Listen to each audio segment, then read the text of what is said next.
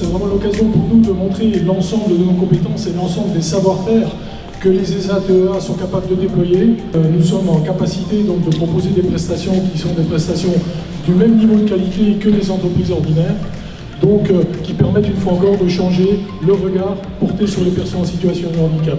C'est aussi dans le cadre de la réforme des entreprises adaptées, la volonté de la GFIP aussi d'accompagner tous ces établissements sur des nouvelles possibilités de parcours d'insertion, de parcours professionnel pour les personnes en situation de handicap. Donc plus de solutions pour les entreprises, plus de solutions pour les personnes en situation de handicap dans le cadre de ce salon. Et donc c'est à ce titre que nous sommes là et nous sommes très heureux de participer à cette aventure avec vous. Merci. On a tous notre part à apporter à ce sujet. Et je pense que là, on a l'image de tout ce qu'on peut repérer aussi dans notre région. Une personne en situation de handicap est un travailleur, quelqu'un qui se déplace et quelqu'un qui prend donc du coup les transports en commun, donc nous pouvons agir. Je vous dis bravo pour l'organisation de cet événement, ce premier Handimarket en Bourgogne-Franche-Comté. Nous avons été très heureux de vous soutenir. Et j'espère que l'année prochaine, donc, du coup, on pourra renouveler cette opération.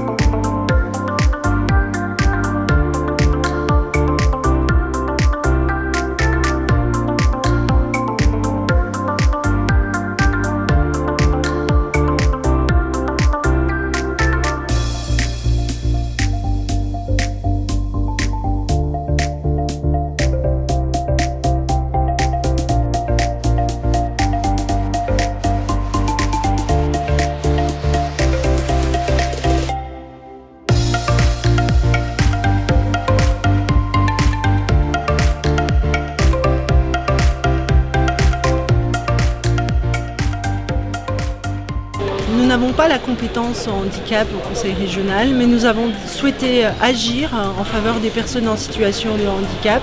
C'est pour ça que nous sommes ici aujourd'hui, pour valoriser un peu tout ce que font les entreprises adaptées et les ESAT, toutes les compétences qui sont mises en œuvre. C'est le rôle de l'ensemble des collectivités locales et de leurs élus de prendre en compte cette question du handicap au sein de leur politique publique.